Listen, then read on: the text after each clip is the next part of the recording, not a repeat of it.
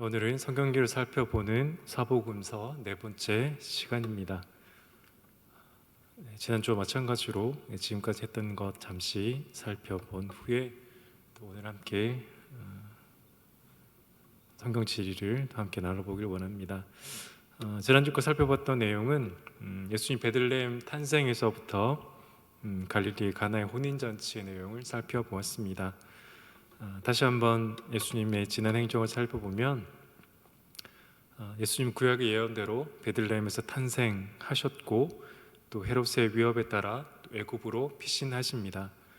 그리고 헤롯이 죽었다는 소식을 듣고 또 유대 강요로 넘어오지만 그의 아들이 유대 땅을 지배한다는 소식을 듣고 나사렛으로 오게 되십니다.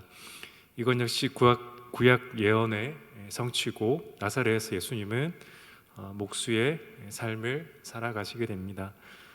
지난주도 말씀드린 것처럼 이 나사렛 지역은 구약의 수많은 사건들이 일어났을 뿐 아니라 이 나사렛의 수도였던 이 세포리스에서 가까운 지역으로 많은 것들을 보고 예수님 자랐던 것을 알 수 있고요. 또 12세 때 예수님께서 예루살렘에 올라가셔서 또 그곳에서 예수님 자신이 또 하나님의 아들이심을 드러낸 것을 볼 수 있습니다. 다시 갈릴리 지역으로 오셔서 30세까지 삶을 살아가시고 이때 30세에 공생의 사역을 시작하십니다. 이제 공생 사역을 시작하기 전에 6개월 먼저 세례 요한이 사역을 시작하시고 그 세례 요한에게 예수님은 세례를 받으십니다. 세례를 받으신 후에 요단강 건너편으로 오셔서 유대의 광야에서 40일간 밤낮으로 금식을 하신 후에 사탄에게 세 가지 시험을 받으시고 말씀으로 승리를 하신 후에 다시 갈릴리 지역으로 넘어오십니다. 이제 나사렛에서 이제 가버나움으로 가시는 길에 갈릴리 가나에 들르셨고 그곳에서 첫 번째 이적을 베푸심을 통해 자신이 하나님의 아들 즉 메시아이심을 드러내셨습니다. 여기까지 지난주에 함께 살펴봤던 내용이고 오늘은 그 이후의 내용들을 함께 살펴보기를 원합니다.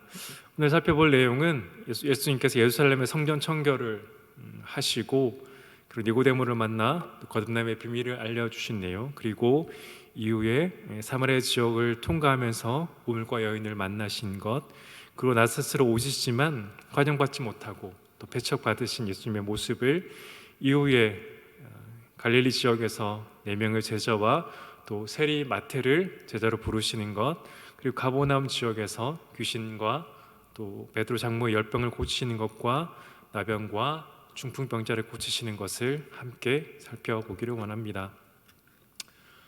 첫 번째로 예수님께서 예루살렘에서 성전을 청결하게 하신 사건입니다.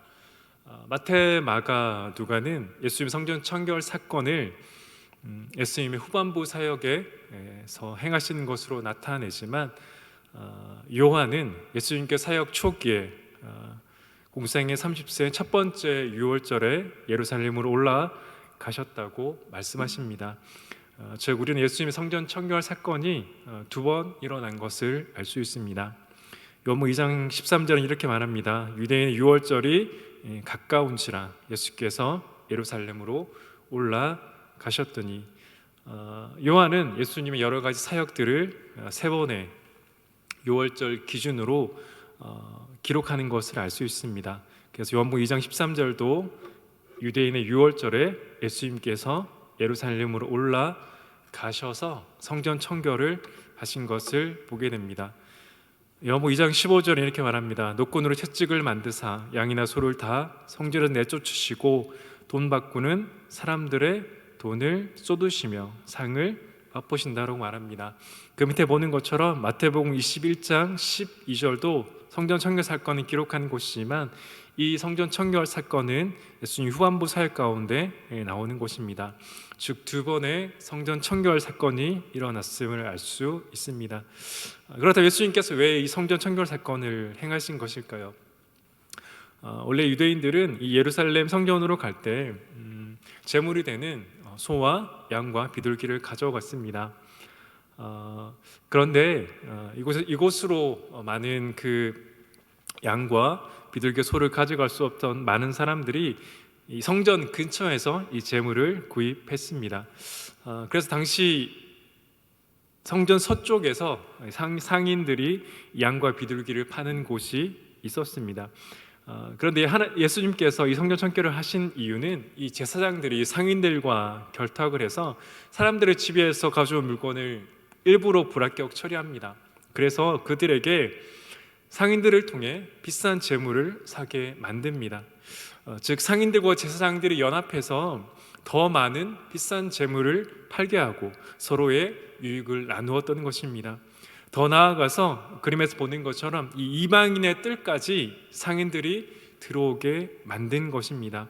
원래는 성전 서쪽에서 이 재물을 파는 상인들이 있었지만 제사장과 이 상인들이 결탁해서 더 성전 안으로 들어와서 그들의 유익을 나누려고 했기 때문에 주님의 성전은 기도하는 집이라고 말씀하시며 양이나 소를 다 성전에서 내쫓으시고 돈 바꾸는 사람들의 돈을 쏟으시는 것을 우리가 볼 수 있습니다. 예수님이 성전 청결 사건을 하신 후에 유대인들에게 말씀합니다. 요한복음 2장 19절은 예수께서 대답하여 이르시되 너희가 이 성전을 헐라 내가 사흘 동안에 일으키리라고 말합니다. 이 헤롯 성전은 규모가 아주 방대했습니다. 그런데 주님은 이 성전을 헐면 내가 사흘 동안에 일으킨다고 말씀합니다. 주님께서 말씀하시는 성전은 그들의 눈에 보이는 화려한 성전이 아니라 성전된 예수 그리스도 자신을 말씀한 겁니다. 십자가 달려 죽으시고 3일 만에 다시 부활하심으로 성전된 자신이 영광 받으실 것을 그들에게 알려준 것입니다. 실제로 이 예루살렘 성전은 돌 위에 돌 하나도 남지 않는 그런 모양으로 다 무너뜨려지는 것을 볼 수 있습니다. 옆에 있는 사진처럼 남겨진 서쪽 성벽 사진이라고 나와 있습니다. 그 웅장했던 우리의 눈으로 보기에 웅장했던 성전은 무너졌고 그들이 조롱했던 예수 그리스도가 십자가 달려 죽으시고 부활하신 그 성전은 영원 무궁토록 우리가 함께 보는 것을 알 수 있습니다. 예수님께서 이렇게 예루살렘에서 성전 청결을 하신 후에 그날 그 밤에 니고데모라 하는 사람이 자신을 찾아온 것을 알 수 있습니다. 우리가 잘 알고 있는 것처럼 요한복음 3장에 한밤중에 니고데모가 찾아왔음을 우리는 알고 있습니다. 이 니고데모는 예수님과의 대화 중에 이 거듭남의 비밀에 대해서 물어봅니다. 그러나 이 당시 니고데모는 이 거듭남의 비밀에 대해서 잘 알지 못합니다. 그러나 예수님과의 이 만남이 후에 이 니고데모가 예수님의 장례를 치르게 하는 예수님의 제자의 모습을 드러내게 합니다. 중간에 니고데모를 언급하는 부분이 한 번 더 나오고요. 요한복음 19장 39절을 가면 일찍이 예수께 밤에 찾아왔던 니고데모도 몰약과 침향 섞은 것을 100리트라쯤 가지고 왔다라고 말합니다. 이 예루살렘에서 예수님과 니고데모의 이 만남은 후에 니고데모가 1년에 한 번 있는 그 유월절 음식까지도 먹지 않는 것을 결단하게 하는, 즉 시체를 만진 자는 유월절 식사를 할 수 없습니다. 니고데모가 예수님의 그 장례식을 치를 만큼 그 유월절 식사를 포기할 만큼 주님에 대한 마음을 이 대화를 통해 후에 예수님이 제자가 되는 모습을 볼 수 있습니다. 예수님이 이렇게 예루살렘의 성전 청결을 하시고 니고데모를 만난 후에 사마리아 지역으로 가시게 됩니다. 우리 계속해서 살펴본 것처럼 유대인들은 사마리아를 통과해서 갈릴리 지역으로 가지 않습니다. 사실 예루살렘에서 갈릴리로 가거나 갈릴리에서 예루살렘을 오거나 가장 최단 거리는 사마리아를 통과하는 길입니다. 그러나 유대인들은 사마리아인과 상종하기를 원하지 않았기 때문에 이 길을 통과하는 것이 아니라 요단강을 건너서 돌아서 갈릴리 지역으로 갔습니다. 그러나 요한복음 4장은 예수님께서 유대를 떠나 다시 갈릴리로 가는 중에 사마리아를 통과하는 최단거리의 길로 가는 것을 볼 수 있습니다. 이것은 예수님께서 갈릴리로 빨리 가기 위해서가 아니라 사마리아에 있는, 우리가 잘 알고 있는 것처럼 우물과 여인을 만나기 위해 이 사마리아 지역으로 가는 것을 볼 수 있습니다. 이 지도를 보시면 원래 유대인들이 갈릴리로 가고 예루살렘을 오는 길은 위에 점선으로 나온 길을 따라 가는 길입니다. 그러나 예수님은 족장의 길을 따라서 베델의 밑에 그린 실선의 그림처럼 베델을 지나서 실로를 지나서 세겜으로 가는 이 길을 따라서 사마리아 지역으로 간 것을 볼 수 있습니다. 말씀드린 것처럼 예수님은 이 사마리아 지역에 갈릴리로 빨리 지나가기 위해서 간 것이 아니라 이 사마리아 성에 살고 있는 이 우물가 여인과 이 여인을 통해 함께 주님을 만나러 온 사람들을 만나기 위해 이곳으로 간 것을 알 수 있습니다. 그렇다면 왜 유대인과 사마리아인들은 서로 상종하지 않게 된 것일까요? 아마 많은 내용들을 들었을 것입니다. 북이스라엘이 멸망한 후에 아수르 지역으로 많은 이방인들이 들어오게 됩니다. 그리고 그곳에 남아있던 북이스라엘 사람들과 이방인들이 결혼을 했고 혼혈인이 태어났고 그들이 사마리아인이 됩니다. 즉 남유다 사람, 유다인들은 혼혈이었던 그들이 부정하게 여겨서 그들과 상종하지 않게 된 것입니다. 후에 많은 역사 가운데 그들은 서로를 더 미워하게 되고 예수님 시대에는 이 사마리아 여인 예수님께 말하는 것처럼 서로가 서로를 상종하지 않는 그 상황까지 이르게 됩니다. 그럼에도 불구하고 왜 예수님은 이 사마리아 지역으로 가서 이 우물가 여인을 만나게 되는 것일까요? 왜 특별히 예수님은 이 우물가 여인을 만나기 위해 수가 즉 세겜 지역으로 가게 된 것일까요? 그리고 그곳에서 왜 예배에 대해서 말씀하시는 것일까요? 성경지를 살펴보면 계속해서 말씀드리고 있는 것이지만 이 신약의 지명은 구약에 일어났던 여러 가지 사건들과 관련이 있습니다.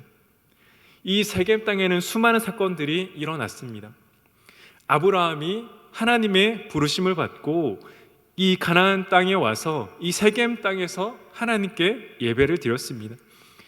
야곱의 집을 떠나 삼촌 집에 있다가 다시 돌아와서 제단을 쌓았던 곳이 또 바로 이 세겜 지역입니다. 여호수아는 어떻습니까? 여호수아는 자신의 마지막 설교를 이 세겜 지역에서 했습니다.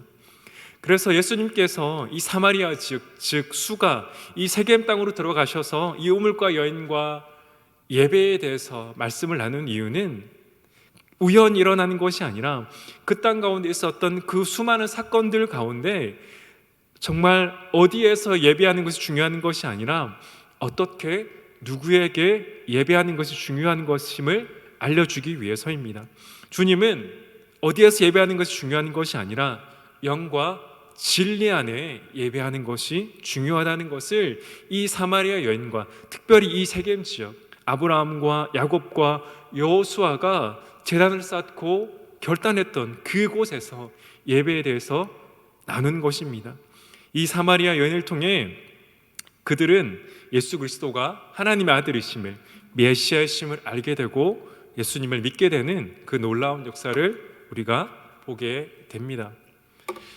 이렇게 예수님은 예루살렘의 성전을 청결하시고 니고데모를 만나신 후에 사마리아 지역을 통과해서 그곳의 사마리아 여인을 만나시고 다시 나사렛으로 가시게 됩니다. 나사렛은 말씀드린 것처럼 예수님의 고향입니다. 그러나 우리는 알고 있습니다. 선지자가 고향에서 환영받는 것이 없다는 것을 알고 있습니다. 나사렛으로 돌아가신 예수님은 회당에서 하나님의 말씀을 선포합니다.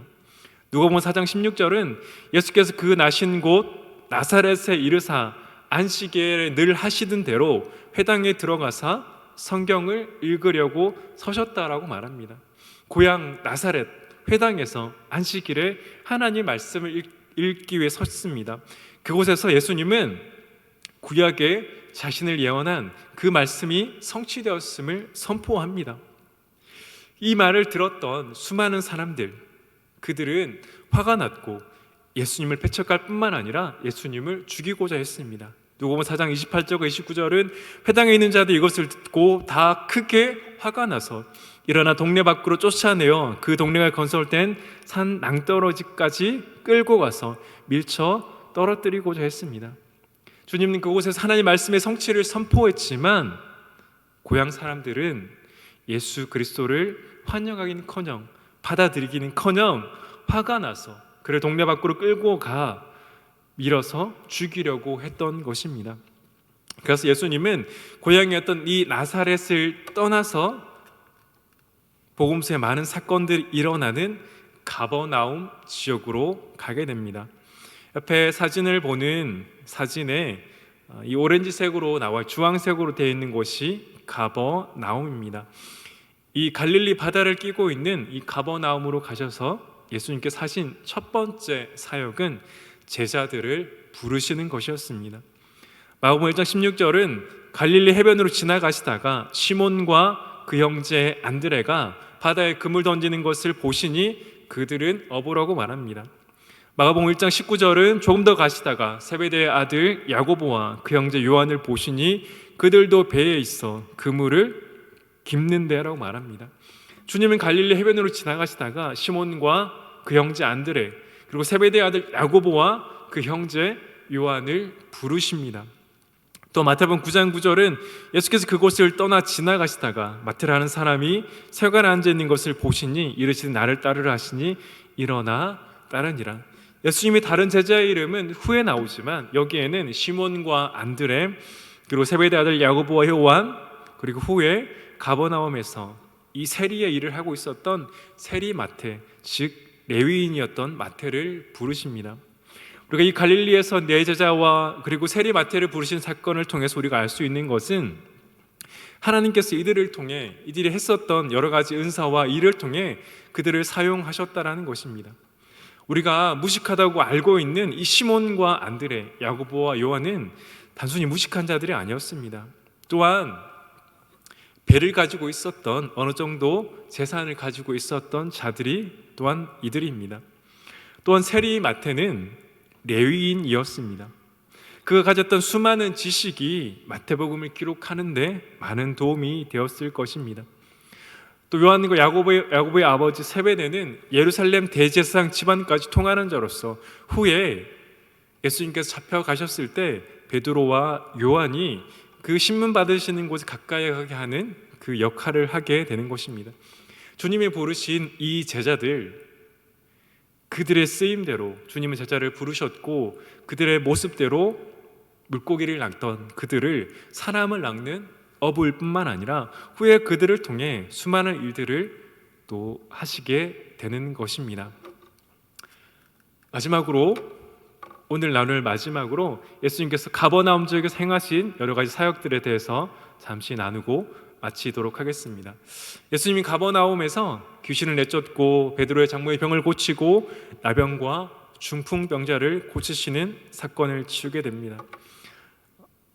지도를 보면 베드로의 집 위에 세워진 기념교회임을 추정하고 있고 바로 옆에 회당이 있고 거주지로 유적되는 부분이 있음을 볼 수 있습니다.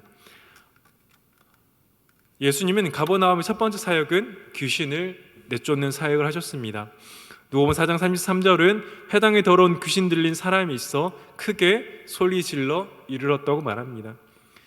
예수님은 안식일마다 회당에 가셨습니다. 아까 말씀드린 것처럼 회당에서 말씀을 읽고 듣고 회당장의 가르침을 들었던 곳이 회당입니다. 주님은 그곳에서 귀신을 내쫓으심으로 안식일에 일을 하였다라고 유대 지도자들과 많은 대립의 관계를 보게 됩니다. 그러나 주님은 귀신 내쫓음으로 정말 권위 있는 자가 누구인지를 이 가버나움 회당에서 귀신 내쫓는 사건을 통해 드러내십니다. 또 예수님은 베드로 장모의 병을 고치십니다. 마가복음 1장 29절 30절 이렇게 말합니다. 회당에서 나와 곧 야고보와 요한과 함께 시몬과 안드레 집에 들어가시니 시몬의 장모가 열병으로 누워 있었다라고 말합니다. 회당에서 가까운 곳에 시몬과 안드레의 집이 있었습니다. 그렇다는 것은 베드로의 집이 가난했던 것이 아님을 다시 한번 보여줍니다.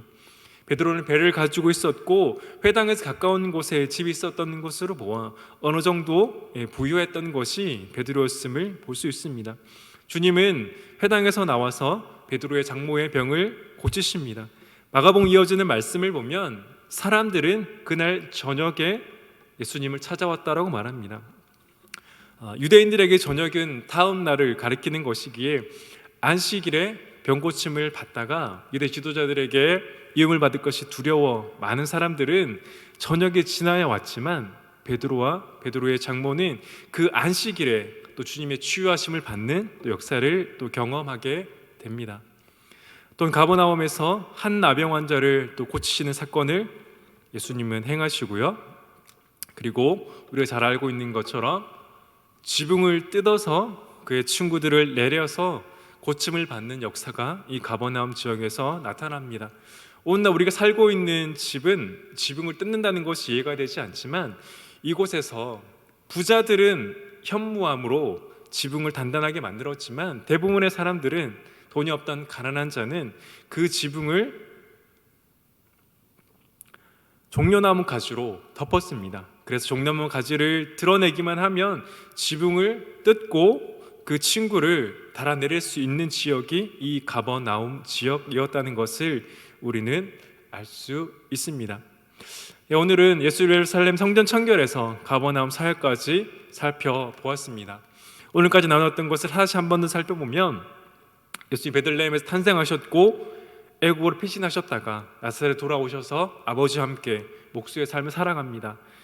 12세 때 예루살렘에 올라가셔서 자신에 대해서 드러내셨고 이후에 30세까지 가족과 함께 살아가시다가 요단강에서 세례 요한에게 세례를 받으시고 요단강 건너 유대 광야에서 40일간 밤낮으로 금식한 후에 사탄의 시험을 말씀으로 승리하신 후에 갈릴리 지역으로 돌아오셔서 예수님의 공생 사역을 시작하시게 됩니다. 첫 번째 행하셨던 사역이 갈릴리 가나에서 하셨던 혼인잔치로 예수님의 하나님 되심과 메시아 되심을 드러내십니다.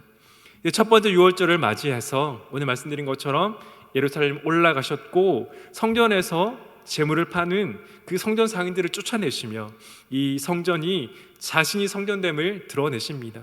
또한 나와서 니고데모를 통해 거듭남의 비밀과 하나님이 이 세상을 얼마나 사랑하시는가를 그와의 대화를 통해 드러내시고 나오셔서 요단강을 건너 갈릴리 지역으로 가시는 것이 아니라 최단거리 사마리아로 가십니다. 그 이유는 갈릴리로 빨리 가시기 위해서가 아니라 갈릴리 지역에 있던 그 우물가 여인을 통해 자신을 찾아온 자들에게 영과 진리로 예배하는 자들을 찾으시는 메시아이심을 드러내셔서 그들에게 복음을 전하신 예수님 모습을 보게 됩니다.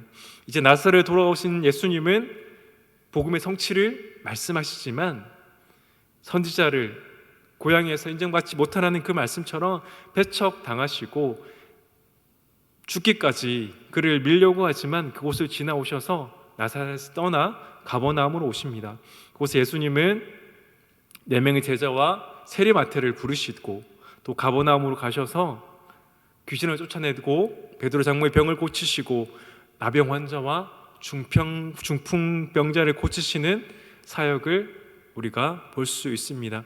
여기까지가 예수님의 탄생과 공생의 1년차까지의 예수님의 사역을 살펴보았고 다음 주는 예수님 공생의 2년차 사역을 또 함께 살펴보면서 주님이 주시는 또 은혜를 나누기를 원합니다.